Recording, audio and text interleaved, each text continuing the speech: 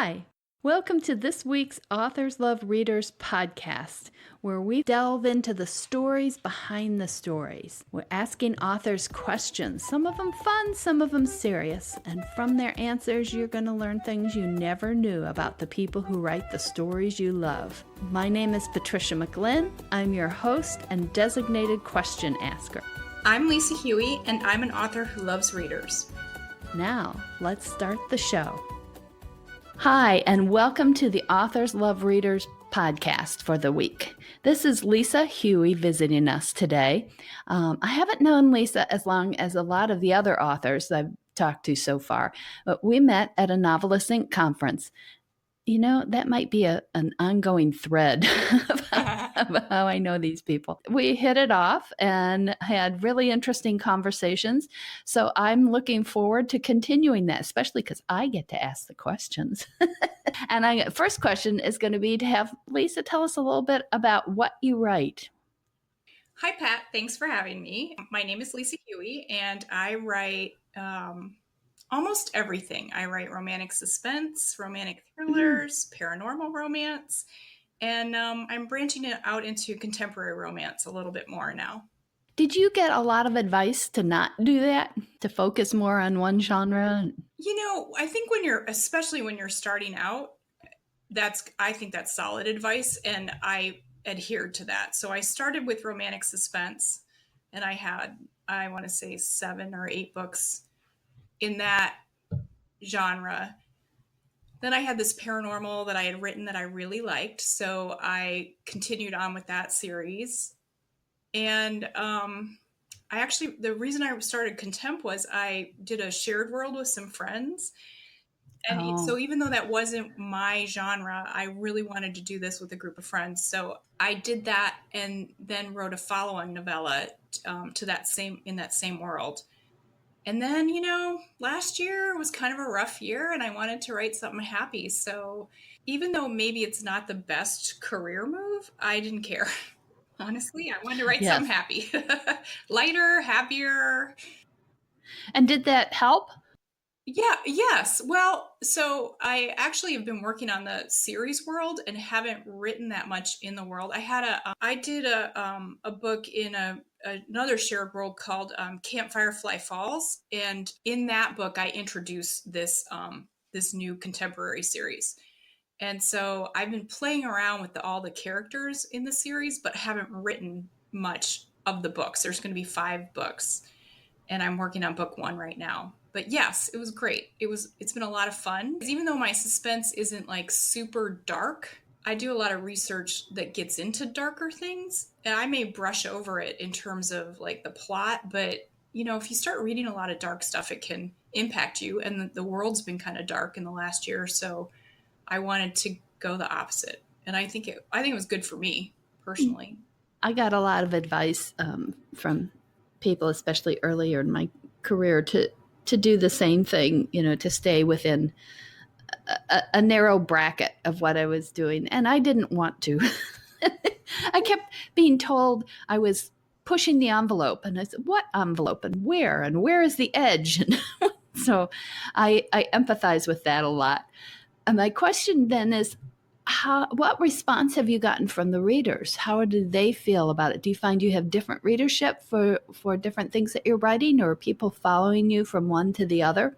Definitely different readership, which I found out. I released in 2016, I released 2 in paranormal suspense.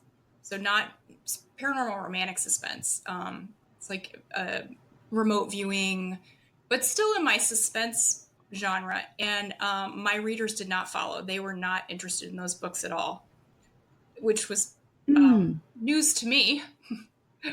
That was a little bit of a fail, but it's fine. I tend to write like light paranormal. Like I don't create like this whole crazy, there's no vampires or werewolves. It's more like a paranormal overlay of existing suspense plots. And my readers did not follow me there. But I just did a survey. My last newsletter, I sent out a survey asking people to rank like what of mine they do read. And I think my suspense people have carried over into my regular contemporary romance. So, Ah, that's which is good interesting. since the suspense is where more of my core readers are anyway. And I probably should keep writing the paranormal, but I like it. I like it's I find it fascinating. So I'm gonna keep doing it, even if only like 100 people read them.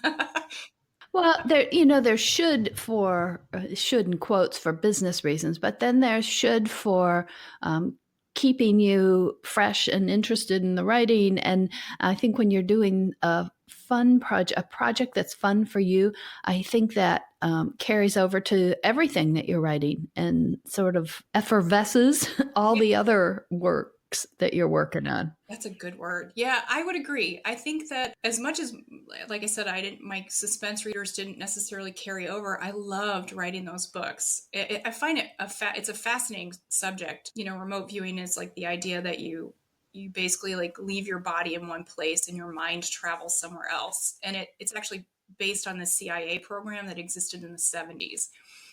Mm-hmm. And I basically recreated it in the 2000s, and it was a lot of fun. It was a lot of fun to read. Like I read books by people who have supposedly done this remote viewing, and they're not like the guy who wrote the one book I read. It's not a woo woo guy. He was a military. I think he was a Marine, and then he worked for the CIA. Like not somebody that you would think of who would even believe that that was possible. So it's fascinating. Well, it sounds to me like what writers do all the time. You know, our bodies stay in one place and our minds go all over the That is place. so true. Okay, let's ask you some quick questions to let readers get to know you Okay. better. I'll give you an easy one first. What's your favorite color and why? My favorite color is green. I think it has to Hmm. do with the fact that most of nature is green. I like being outside. I like plants, even though I kill them. I find green very soothing. Oh, that's great. Do you have a favorite taste? Salt. Uh, I'm surprised at how many of the authors are going to the salt. I thought a lot more of us would be toward the sweet, but okay. Do you have any strong fears, and have you used that then in books? I am terrified of open heights. So I'm not great in the mountains. Oh, And no, I can't write about that. I get vertigo. I don't know. No, I can't write about it even. can you access some of that fear to use for other fears in your books, or is it so visceral that you just steer clear? Actually, yes. So that I can do. So I'll think about how I feel Mm. when I'm on the edge of a mountain, like a lookout or something. I'll take that because I literally have like that flight reaction. Okay, have you had any surprising jobs in your life? Surprising jobs.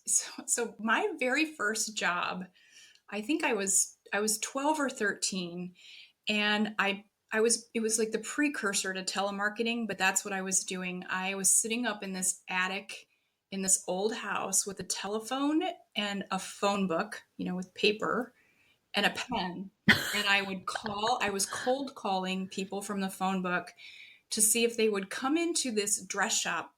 This woman sold like designer clothes made specifically for people, so they were custom. And she was trying to get people into her shop for appointments, and that's what I did. It was awful. It Bet was it was. awful. And it was before Wow. telemarketer, like it was literally like before telemarketers were a thing. So, people were surprised that you were calling, and it was a crazy way. I can't even believe she had us do that. Like looking back on it. And if you sound like your age, I would imagine that would throw some people off Yeah, because I too. was And that's such a specific, it's it crazy. was So telemarketing was not your not, future. no.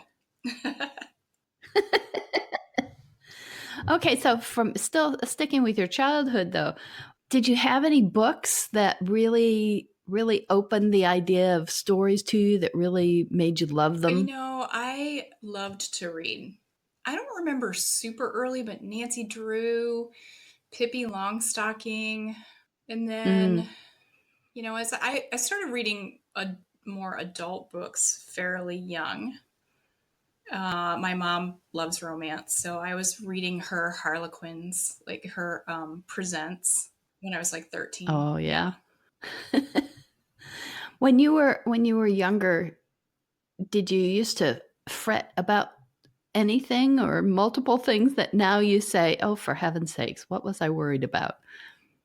I used to just always be polite, even if somebody was rude to me or kind of like if you got the wrong thing in a restaurant, I'd just smile and eat it because I didn't want to. I didn't want to make waves, and now I won't do that. As a matter of fact, last week I just had my hotel room moved because it was this ridiculously small room, and I thought I was paying for a room, like not a closet. And I would have just said, "Oh, I guess that's all they have," and I said, "No, this is not what I'm paying for." There's a great book. This isn't quite the same thing, but there's a great book called "Women Women Won't Ask." I think that's it. It's the gender divide on negotiating. And it's a really fascinating book. One of the things I always thought that I was moderately assertive. And when I read it, I realized I wasn't, especially always. And the other thing that really kind of hit me was that it said that the younger generation, and the author taught at Wharton Business School, and she was using her students for some of the studies. So these are intelligent, business oriented young women, and they were still making the same mistakes. They were still not negotiating, not asking, and it hurts them throughout their careers, especially in negotiating the very first salary, because then it tends to be subsequent raises are based as a percentage of that initial salary. So you're always in the hole. So I highly recommend that to anybody. I may give it a reread myself, see how I'm doing. I think we're taught to be polite. We're taught not to make waves. Be polite, be nice to everybody. And that's fine as a general, like treat people with kindness, but it's not okay if you're just getting walked over, like walked on all the time. And I do think that we do our daughters a disservice by, making them too nice. Well, and I believe that you can be polite while you are also standing up for yourself. You don't have to be Right. nasty. Sometimes I want to be nasty if they've pushed me, if they've hit my temper. But most of the time, I find if you are adamant but polite, that things will come around the way they should be. Like with your meal, if you ordered the wrong meal comes. I had you as a kid. Now I'm going to ask you a high school type question, or teens. Did you have a song at that point in your life that you thought, just, this is me, this speaks to me? So, I thought about that question a lot. I hope it's okay for me to say that you send us questions so we have some idea. Sure. And I couldn't necessarily. And then I spring other ones. Yeah, exactly. Just to throw us off. I prepared, Pat. um, my thing is, I love music, pretty much all kinds. I think the only type of music that I'm not crazy about is jazz. And I apologize to jazz musicians everywhere. It just doesn't really work for me. And like super angry German Wagner classical. Besides that, I like everything. So I was trying to think if I had a specific song, and I just can't. I couldn't think of anything that really worked. Now in college, I had a group of friends, and Tina Marie's "Lover Girl" was our anthem. We made sure it got played at every party we went to, and we all danced together. It's still, if I hear that song, I think of my friends from college. That's wonderful. That's wonderful. I have one from college, is Starry, Starry Night. Actually, it was earlier than college, I think. But there was something about that song that I just felt was speaking right to me. It's a beautiful song. It is. It is. And from college, then, we used the old Beatles song, There Are Places I Remember. Oh, yeah. Is that the title of it? I'm not sure that's the title, but that's some of the lyrics. Right. And we did that in our final party. or parting party. And so that has a lot of meaning to me too. Yeah. Well, those are great songs. Really important question here. Are you left-handed or right-handed? I'm right-handed. On your right hand, is your ring finger or your index finger longer? Okay, so now this is weird. When I looked the other day, they were basically the same length, but now my ring finger is a little longer. So I don't know. You know what? Sometimes it's the angle, and especially if you put your palm away from you. Yeah, my ring finger is just slightly longer. And now here's the other part of the question: is your left hand the same way as your right hand? Yes. Okay. I don't know what it means. I have no idea. Super wisdom to be imparted. I'm going to learn something. I'm just curious. That's all. Somewhere back in the recesses of my memory, it says that in hand reading, left or palm reading, left hand is what you started with, and your right hand is what you've made of yourself. But I have no idea what the significance of the length of your fingers is. Maybe somebody will tell us. So I've just been going around asking that nosy question just for the heck of it. Okay, so I have this bizarre desert island in my head where you can play movies, but you can only play 3 movies forevermore while you're on this desert island for however long you're captured there. So which 3 movies are you going to take to my strange little desert island? So I'm going to take Little Miss Sunshine, National Treasure, and Indiana Jones, the first one. Okay, I can see a connection between second 2. Sure. Yeah. So what do you see a common thread with all 3 in your mind, is there? Not with all 3, no. You just like it. Good. Okay. I love Little Miss Sunshine. I think it's brilliant. They're all upbeat isn't quite the right word, but I think of this quote from Jessica Tandy, and I've never been able to find it like online to confirm it, but I heard her in an interview say, and this is a paraphrase, that she wanted to make movies that when people left the theater, they were glad to be a member of the human race. Oh. And I thought, yes. Those are the kind of movies I like to watch. Those are the kind of stories I like to read. Those are the stories I want to write. And I can see that as being a thread with those books. Yeah. Those movies, rather. I like that they appreciate the human race. I think all 3 of those movies too, there's like a sense of hope at the end, which is pretty much I write romance, obviously. That's pretty much the definition of romance, right? Hope for the future. Yeah, I like that. So as long as we're talking about that, do you have a motivational upbeat quote that you like, that you repeat? Yes. Mine is everybody's path is different. And another one might be comparison is the thief of joy. Oh, who said that? Oh, shoot. I believe it was Eleanor Roosevelt, but I could be wrong. That's a great one. It might have been Teddy Roosevelt.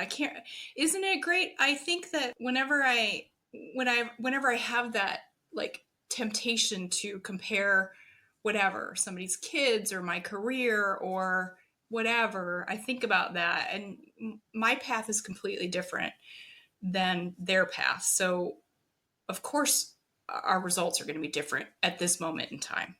Yeah. My mom always used to say to me, if I were comparing myself to somebody, they got to be on the pom-pom squad, which I did eventually get on, but not the first year I tried. And she'd say, okay, but do you want her whole life? I go, well, no, I just want this one good piece. Exactly. Come on, give me a break. And she'd say, no, it's a package deal. And it's, oh, darn. I thought that was totally unfair. Yeah, that's smart. Yeah. So here's a question from a reader, and I'm going to read it as she wrote it. Where do your stories come from? I know one author who dreams her stories. Another has a character suddenly taking up residence in her head. So, how are your beautiful stories born? I love that question. So I actually use things that are happening in the world quite a bit. A lot of times, especially in my suspense plots, there's always a kernel of truth, something that's happened or something that's speculated that's happened, and it provides that little jumping off point. And then, of course, I ignore whatever happened in real life and make up my own circumstances. But I'll start with something that actually happened typically in current day, but not always. And then I also think with that thing that happened, what's a good character match for that event or that situation? And then I kind of go from there. Okay, so that leads into the next question about how you take it from that spark, that initial thought, and develop it into a book.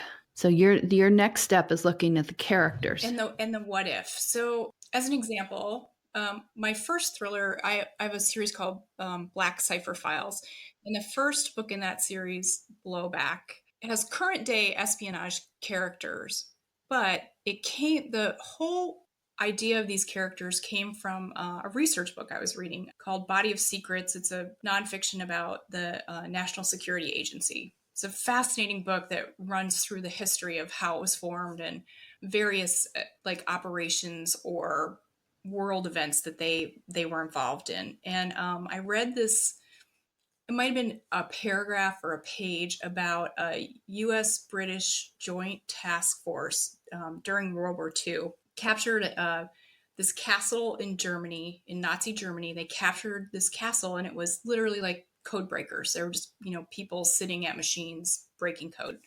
But here's the cool part. So they captured all those people, and it was a race between the U.S. British allies and Russia, who was actually also our ally at the same time, to get to these German code breakers, because even though we were allies with Russia, it was rather reluctant. And so we got there first. We captured these people, and they disappeared. All the records about what happened to those people are still to this day classified. I was like, well, what happened to those people? Where did they go? So I started thinking about that, and I started thinking about, okay, so if they're gone, they had to have put them somewhere, and if it's classified, then somebody somewhere must know something, like their descendants. There must be something with their descendants, something. So I took just that and started thinking that my current day espionage characters would be the descendants of those code breakers. And so there's actually like a mystery surrounding the code breakers, and then a suspense plot with the current day people. The mystery of the code breakers, is that carried through the whole series then? Yes, it's a trilogy, and you find out, in each book you find out a little bit more about what happened to these people. And again, it's all made up. It's still classified. I have no idea what actually happened to those people. But I found it fascinating that it is fascinating. When I was writing the first one, it was classified, and it came up for, I guess, I think it's Congress that has to declassify the information, and it came up in 2012, and they still voted to keep it classified. So there's something in those records, whatever it is. Wow, pushing 70 years later. It's going to be fascinating when they are declassified. Have you ever written anything where you thought you were making it up, and then you found out it was there was truth to it, whether it happened, for whatever reason? I don't think that's ever really happened. I don't know. I mean, it might be kind of funny if it was, but not as far as I know. I had just a small thing. I had a character, the hero of Prelude to a Wedding. I thought I was making up this occupation, that he was an antique toy appraiser. This was, 30 years ago. And then lo and behold, not only was it there an occupation, there was an association of antique toy appraisers. Right. Well, who knew? Not me. I didn't know that clearly they did. So that's my small example of that happening, where you think, oh, I'm going to just totally make this thing up. Nope, already exists. Which of your books has been the easiest to write? Just a joy. It's actually not a full length book, but it's a novella. It is called One Silent Night, and that's the one that's in the shared world. I have a group of friends. There's 7 of us, and we created this fictional town called Snow Creek in California. And there's like a little tiny bit of magic in some of the stories, but it's centered around Christmas, and there's 7 different stories. And I wrote this story. I tend to be more plot driven, I think. I mean, I'm character driven, but not super emotional. And I wrote this story. It was a couple that was getting divorced because they'd had major infertility issues. And they spend Christmas together because her mother's dying and she doesn't know that they're getting divorced. It was really emotional and really intense. And I had no idea I could write a story that emotional. And it just like flowed out of me. It was an amazing experience. And I love that story still. Do you think it affected your writing subsequently? Yeah, because I didn't up until that point. I'm not very angsty. I tend to write characters who already are fairly solid in their sense of self.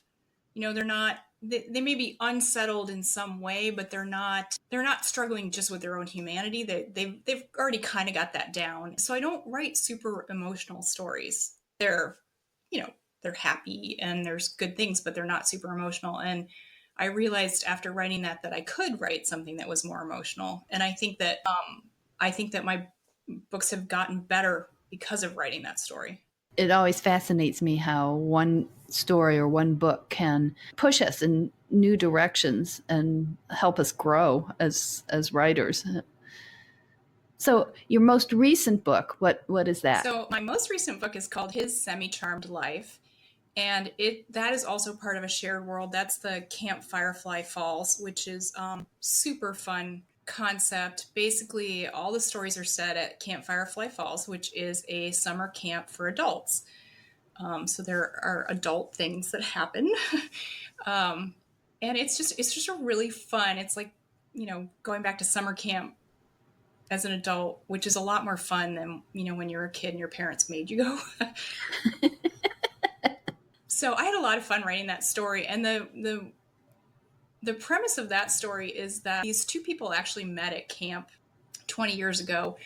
Penny, the heroine, was 9, and Diego, the hero, was 15. And he was a counselor, and she was sort of a spoiled little kid. And they have this interaction, and it sort of changes both of their perspectives. So she's spoiled and very well off, and he's first generation Puerto Rican with kind of a tough, beginning. It shifts both of their perspectives and forms how they both approach adulthood, and then they end up meeting back at camp 20 years later. And it's a really fun story. Yeah, it sounds like that would be pretty toward the joy side of the writing continuum. Have you had any books that were really difficult to write? Well, the third book in the Black Cipher Files trilogy was really hard. I wrote those books over probably 6 years. I would go back and forth. Each book has their own plot, but then there was an overarching story question that had to be answered, and I had to tie everything in, and I had to make sure that the timeline worked and that everything that I had set up in the other 2 books made solid sense, and the timeline of these ancestors. And so that was really hard to make sure I got everything in that was important and still make it interesting and like the suspense, like you needed to, be rooting for these characters. And every time I was writing something, I was thinking, oh God, but did I remember to put this, X, Y, and Z in? And that book was a lot of work. It was a lot of work. Did you find that the readers reacted to it well? Yeah, actually, I think it's my highest, as far as reviews go, it's my highest rated book of all time. Terrific. There seems to be a thread that as hard as when a book is hard for us, the readers don't necessarily recognize or get that feeling of how hard it was for the author. Right. And often respond really well to it. And sometimes the ones that were like, oh, this was so much fun to write for the author, the readers are like, yeah. Yeah, exactly. Yes. Yeah. Well, I had a book that I wrote. I'd been thinking about the character for a while, and I think it's probably from a character arc and a plot arc, one of the most technically perfect books I've written. I really my readers weren't crazy about it. They didn't hate it, but they weren't in love with it either, and I was really surprised because I was like, this book is really like I said, almost technically perfect in terms of my character arcs and my story arcs and everything else. And the readers didn't respond nearly to things that were much harder to write. That's I think as I said, a trend, and it would be interesting to know if there's something that comes through in the books that are difficult to write that the readers pick up on subliminally. I don't know. I find that very interesting. Okay, and a reader asks, when you finish a book, do you miss the characters? Do you think about them afterwards? Yes, absolutely. I do. I'll think, I wonder where they're at. Like what, and I'll think about that. Like, okay, are they going to have babies? Are they not? Are they, moving in together, depending on the story? So yeah, I do definitely. Has it ever made you go back and write another story about them or connected to them? So not necessarily about them, although in the very end of so I have a series called The Family Stone. There's 7 books. They're shorter. Some of them are almost novella length, like 30,000 words, and then some are closer to 50. I love this. I started with a blended family. There's 4 siblings. The 2 oldest were their mother was married to their father, who's a complete bastard. And then the third brother, his mother was like a Vegas dancer and basically dropped the kid on the father's doorstep and took money and left. And then the fourth sibling is the sister. Her mother got pregnant when she was 18 with this bastard father, and she ended up raising all 4 of the kids. And then there's a surprise baby who's an adult by the time they find out about him, and a couple peripheral characters who get their own stories, and the mother gets her own story. Hey, sounds like she deserved it. Yeah. Oh, you know what? I love her book. But so the very last story, I do an epilogue, which is the wedding of the oldest brother and his heroine, and that was really fun. Like I didn't need to add it. I could have just thrown in a few lines or whatever. But it was really fun to write the wedding, and there were some unanswered things from their story that I sort of closed off. They could have stayed unanswered. It wouldn't have impacted the reader in any way, but I tied up some loose ends at the end of the 7th book. Yeah, you just wanted to go back and spend more time with them. I did. Well, they're fun, and and so I've toyed with writing a Christmas story with the whole family together. I just haven't had a chance. So that might be next Christmas. Do you celebrate when you begin or end or publish a book? Have you ever? I'm so bad. I don't. I used to, there's some people, buy themselves a purse or whatever. I just don't. I don't really do that. There's always more to do, and so I find that I just want to get on to the next thing. Do you have ideas that have never gelled? So do you have the drawer of whether that's a physical drawer or a mental drawer of half finished or unpublished stories? I do. I have some things out there that are just not ready to be done yet. Because your writing isn't quite ready for it, or because it doesn't? Why are they not yet ready to be done? I just think I'm not ready to write them. You find like all of a sudden I'll be like, you know what? I'm not ready for that yet. I need to wait until I'm in a place where that story just I can't stand but not write it. If that makes any sense. Oh yes, to me.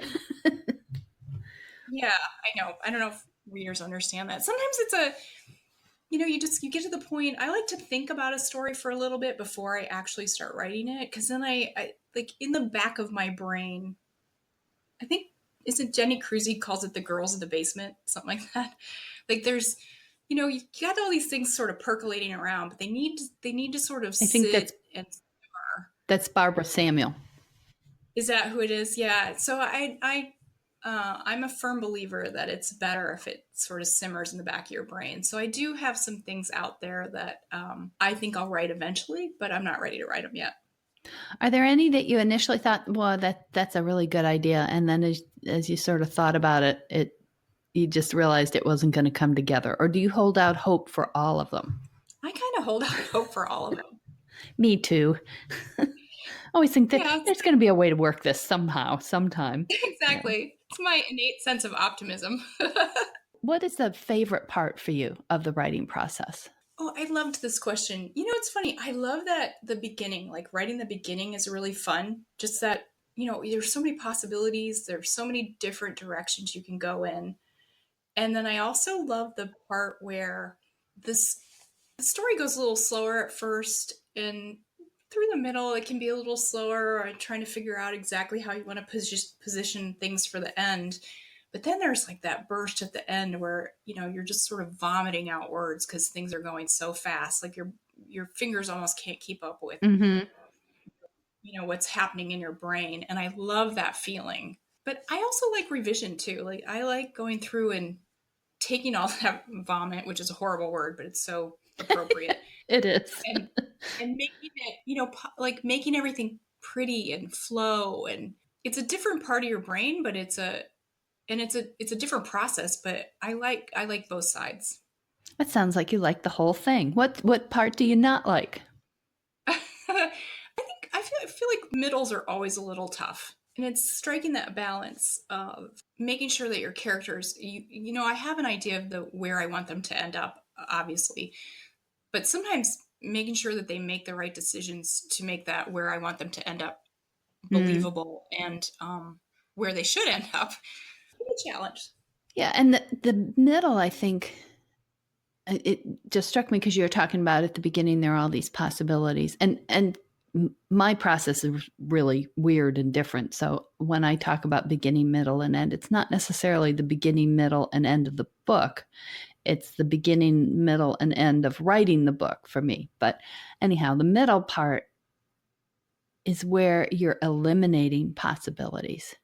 Right. You have to narrow down. You can't have it go all the possible directions. And I don't like that. I want to keep the doors open as long as possible. And it usually, for me, comes down to I've set a deadline, I've promised the readers, and I have got to let go of things. Yeah. That's the only way I will do it. So that's my new theory about the middle. Just from what you just said, I've established a middle theory. I have another question from a reader that I wanted to ask you. And this, it possibly all ties together with another question. The reader asks, what is your favorite place to write and why? Does it have an inspirational view? And I also want to ask you then if you have a routine for writing. I don't necessarily have a favorite place to write, as in a specific concrete place. I love to go to a hotel and write. And I started doing this, it's been a while, maybe 10 years ago. I had an agent who wanted to read my manuscript, and I wanted to just get it perfect before I sent it to him. And so I checked myself into a hotel for 2.5 days. I literally didn't have them clean my room, and I spent 60 hours minus a few hours for sleep just polishing. Wow. And I love that. I'm so productive because there's nothing else to do.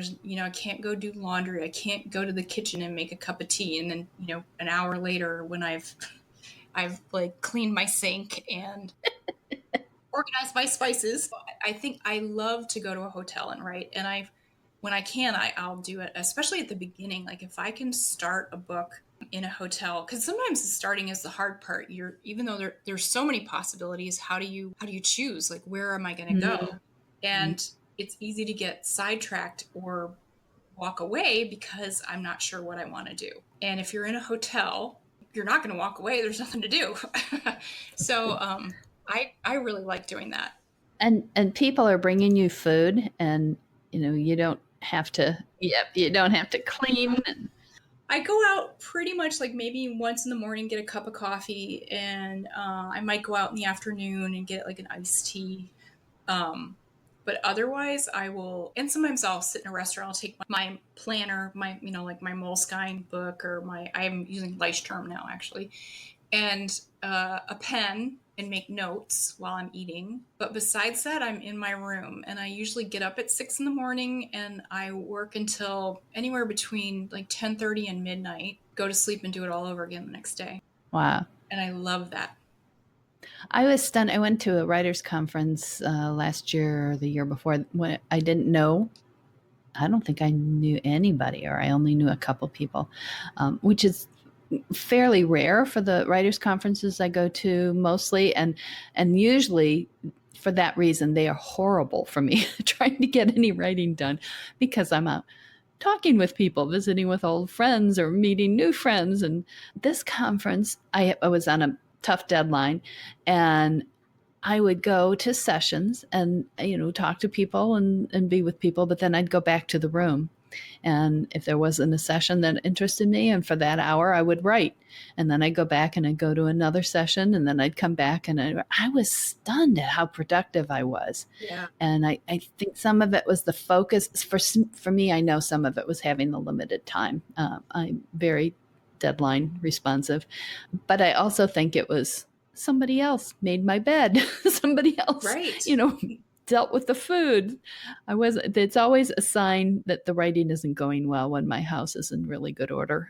So when I get to the point where cleaning closets seems better than writing, I'm in deep trouble. Exactly. That's funny. And then you know what? I'm sorry, I forgot the second half. What was the second half of the question? About a routine. Oh. Do you have a routine? Well, I used to. I just moved. So I moved from the San Francisco area to Boston area. My whole writing life has been turned upside down by that. So my old process was I would get up and go straight to work. Try not to look at Facebook or Twitter or Instagram, anything. I just get up and work for an hour, hour and a half. I actually had to have a Keurig in my office. So I'd make myself a cup of coffee and try and get some words on the page. And then once that was done, then I might check my social media and maybe do some business stuff. And then I'd go back to writing. But I'd put in like 8 to 10 hours where I just pretty much was in my office, and then I'd, pop out and get lunch or whatever on the days that I write regularly. Now I moved, and I'm still setting up my office. It's a good thing this is not video too, because it's still kind of a mess. And I actually started working out with a trainer, which I'm immensely grateful to be doing. And so that has changed it sort of changed it, because that is my solid commitment 3 times a week. So now I don't really have a process. As a matter of fact, today I woke up at 6:30 and I wrote for an hour and a half before I went to my training appointment, which I normally don't do. I'm not an early riser in general. I don't know. I've heard 6 o'clock a couple times. To me, that's a very early Actually, riser. Since I moved to the East Coast, I get up between 7:30 and 8 most days. But the last couple days, you know what? I'm deep in the middle of writing this book, and I've been waking up early because I can't wait to get words on the page, which is a fantastic feeling. But are you offering 7:30 to 8 as being a late riser? I feel like it is, yes. No. Yeah, but you stay up late. You sent me an email at 2:30 in the morning. I was like, holy cow. Yeah. I've been asleep for 3 hours at that point. Yeah, I'm a night owl. I'm definitely a night owl. So 7:30 or 8 is early rising, way early rising for me. I'm up with the larks if I'm up at 10. So very different approach. Okay, a question about how you said you're setting up your office now. So what is your office going to look out on? Or does it have any view? Part of the reason that we moved to the East Coast was, well, it's a little cheaper out here, which is nice. California's lovely, but it's expensive. And then we really wanted to live by the ocean. So right now, I'm actually looking out on Ipswich Bay. Now, that's because it's winter and all the trees in front of me don't have leaves. Yeah. There's actually like 2 or 3 houses in front of my house before you get to the bay. But because it's winter, I can see a little bit of water right now. And are you I forget what they call finding that? I have seasonal. Oh. Are you finding that inspiring, seeing the water? Yes. And even not necessarily from my house. I mean, it's very nice that I have this little blue and I know it's the water. But I live kind of on a so I live in Gloucester, which is in theory a little bit of an island. And so I can, depending on how I drive home, I see water constantly. If I take the long way home from training, I think it's 4 miles instead of 2.5 or something. The views are stunning. It's beautiful. And I think it's very peaceful and I love it. I love it. I feel really blessed that I'm able to live here. And Lisa and I have talked about it. Just so happens that Gloucester is my dad's hometown, and we'd have family reunions there. And my second book is set there. I actually fictionally added another beach. So, which the people should be really grateful for because that property is very valuable. So I added to the beach shore, the shoreline on in Gloucester. I have to get there. We should have a writing retreat there. Oh, it's so beautiful here. It's a really cool area. Well, that's going to be interesting to see how you adjust and what changes you make. Did you leave a community of writers behind in California? I did. That's hard. And that's probably one of the well, and I had a very good group of friends. I lived in California for 26 years. A great group of personal friends, and then I had a great group of writer friends. And I miss them. I've FaceTimed with a few of them, which has been nice. I think that's like technology is amazing. One of my goals for the beginning of next year is to branch out. There are some writers in Massachusetts, so that's nice, but there isn't anybody very close by. Whereas in California, I had coffee with one of my writer friends at least once every 2 weeks, sometimes once a week. Just that is nice. Yeah. She had kids in school, so it was sort of dependent on her kids' lives. San Francisco has a very, very active romance community and great group of women. So I'm going to miss them. Yes. And build up a new group now. I belong to Romance Writers of America, and New England has a chapter that is relatively active. So I'm hoping, and I have met some people who live around here. So once I start going to those meetings, I'm hoping I'll make some more connections with people here. Oh, I'm sure you will. That the New England chapter conference in the spring is really good. I've spoken at it a couple times and really enjoy those folks. But it is hard when you've had a great group close by to venture away from that. I often think a lot of my closest writing friends are far across the country and far flung, so beyond the country too. But as you said, technology is wonderful. It's amazing. And I think I'm really lucky. I think I've been to NINC 2 years, Novelists Inc. conference 2 years in a row, and that's been amazing. I also do a conference, they call it an unconference, so it's not really structured, and I've been doing that in San Francisco, and I'm going back, which is nice, so I'll see my friends. I want to go to that. I haven't been able to get in on the registration. It's very small. I think it's 40 people. But it's a great sharing of information. I think it's great. So, well, I hope I can get there in the future. Hope I can fit in among the 40. Maybe they'll take 41. Okay, before you wanted to be a writer, what did you want to do? Or did you always want to be a writer? I don't know that I really aspired to be a writer per se, but I wrote a lot when I was younger. I was a French major in college, which is not particularly employable.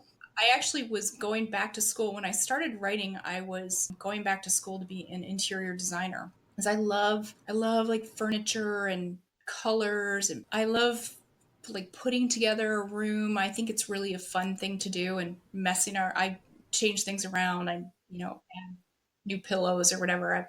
I love doing that. This is funny because I hadn't really thought about it, but I was reading through your questions and you ask about that. I have a really hard time setting a scene when I have to force myself to add the setting later. I frequently don't put any setting details in, which I find Huh. really funny because I love interiors and Yeah. I love colors. I think color can affect your mood. I like all this stuff, and I thought I love doing all that stuff, and I never write settings, not through first pass, unless I'm struggling with a That book. is And if interesting. I'm struggling, then I'll write a whole bunch about the setting and then add those details in later. Otherwise, that's a third or fourth pass. Huh.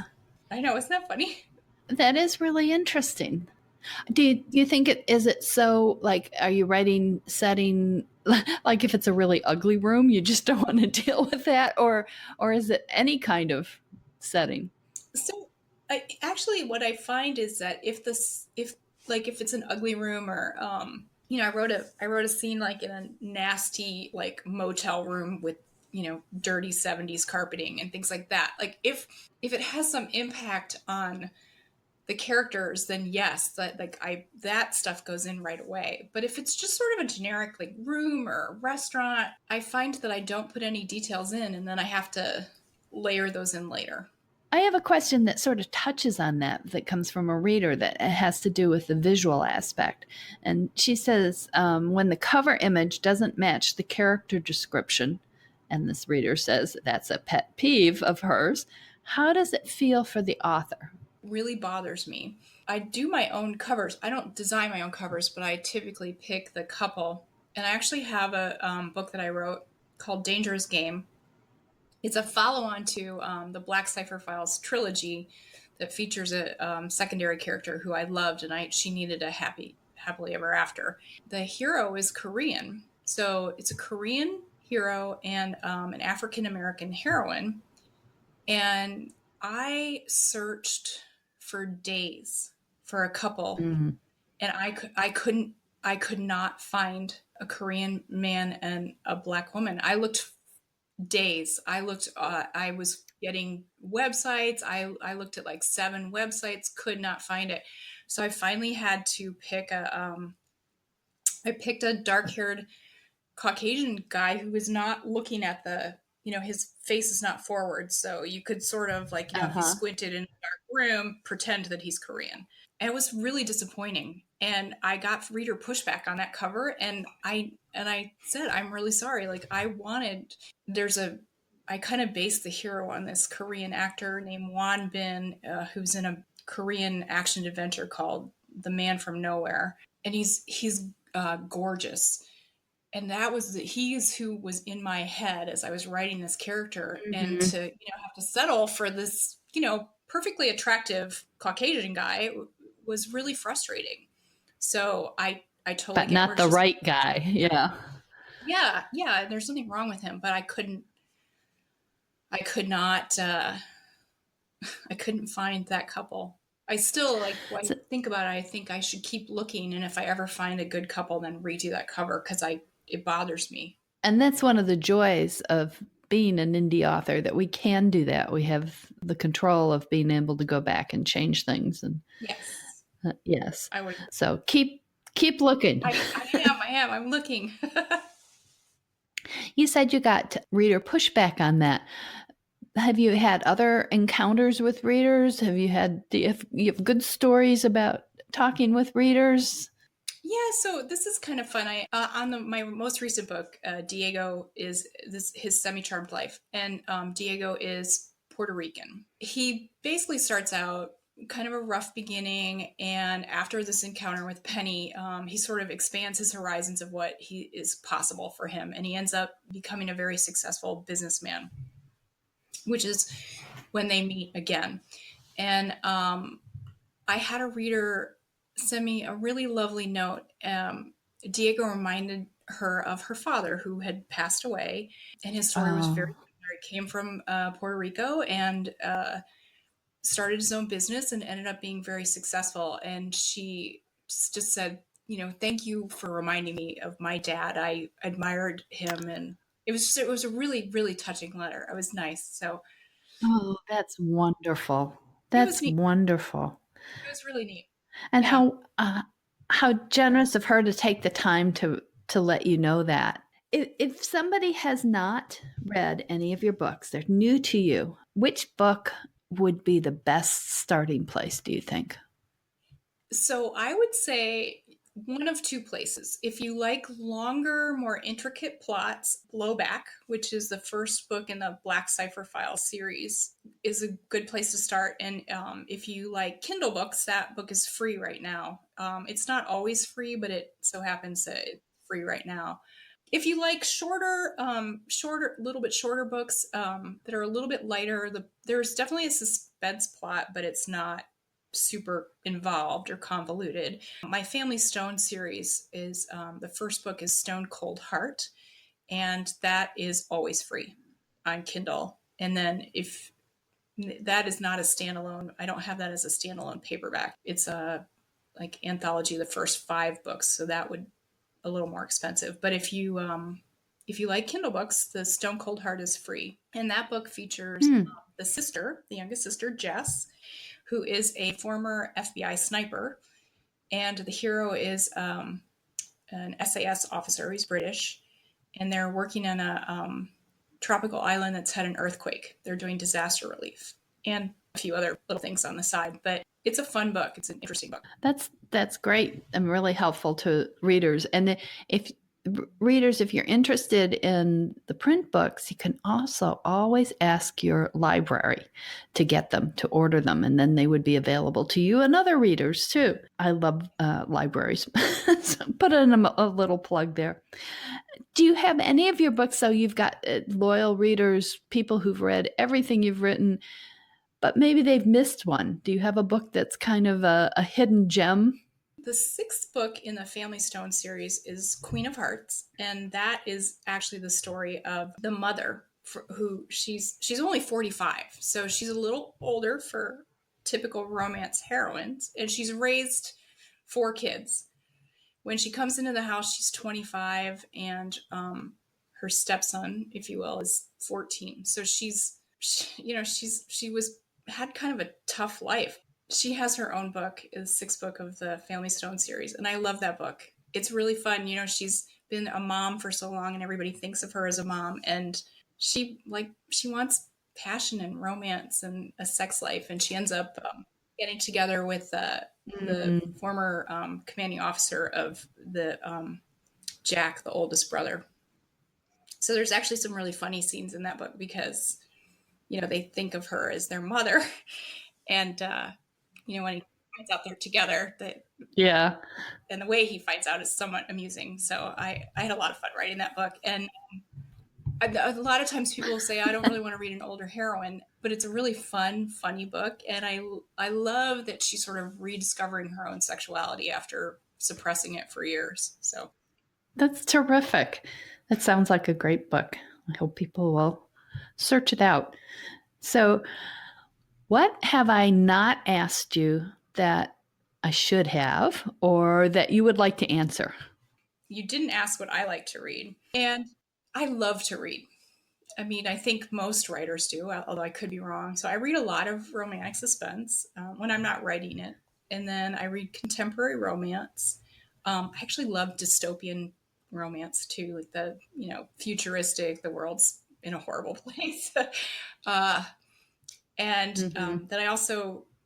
I read a decent amount of nonfiction. I like nonfiction that's inspiring. My favorite book that I read last year that was nonfiction, or this year, I guess you would say, was The Year of Yes by Shonda Rhimes, who's the showrunner for Grey's Anatomy and How to Get Away with Murder. Mm-hmm. Can't remember. She's showrunner for 4 shows, I think, something crazy. She's an amazing writer, but that book is phenomenal. Big plug for it. I think it's if you're ever thinking that you're afraid of doing something, then reading that book will inspire you to just go for it. So I think that's probably it. Tell everybody what how they can find out more about you and your books. Okay, so if you go to my website, www.Hughey.com, and all my books are on there. There's a fun little 20 things you didn't know about me, and cool, some other stuff. I'll have to go look at that. See what I don't know about you. So we can do another interview, and I can ask nosy questions about those things. And we will have the URL in the show notes for folks, so that will be much easier to get to. Although if you are smart, you wrote it down really fast. Okay, now my very favorite part is what I think of as the epilogue, and these are either or questions. I've had many people try to cheat, but they're either or. So you can have cake or ice cream. Cake, no question. Cowboy boots or hiking boots? Hiking boots. So I think I might know the answer to this one. Mountains or beach? Beach. You don't want those those heights, right? Yeah, that's pretty clear from where I moved and what I'm afraid of. Day or night? Day. Toenail polish or bare toenails? Toenail polish. I had a pedicure yesterday. Leggings or sweats? Leggings. Dog or cat? Cat, but only because I'm allergic to dogs. Oh, I feel so sorry for you. Sorry. You know what? I love my cats. My cats have been fun, so it's fine, but I love dogs too. Okay, which is eerier to you, an owl hooting or coyotes howling? Coyotes. As a side note, I have coyotes in my yard now. So we'll hear them at night sometimes. It's a very disconcerting sound, but I think the howl hooting can. Okay, whoops, we can't. The owl hooting, not the howl hooting. Okay, sailboat or motorboat? Sailboat? Can you tell that's iffy? I'm not sure. I think I like the idea of sailing. Have you not been? I have never been sailing. I've been on motorboats, but I've never been sailing. You're gonna have. Our plan you're is gonna have to do that in Gloucester. I live on the water now. Yeah. Yes, but my husband wants a motorboat, and he'll probably get his way on that one. Okay, gardening or house decorating? House decorating. Paint or wallpaper? Paint. Good china or paper plates? Good china. And this is the last one. Save the best for last or grab the best first? Grab the best first. This has been a lot of fun, Lisa. Thank you so much for joining us. And we hope all of you will come back next week for a new author and their stories behind the stories. Have a great week of reading. Happy reading. That's the show for this week. Hope you enjoyed it, and thank you for joining Authors Love Readers podcast. Remember, you can always find out more about our guest authors in the show notes, and you can find out more about me at www.patriciamclinn.com. You can also send in questions to be asked of future authors at podcast@authorslovereaders.com. Until next week, wishing you lots of happy reading. Bye.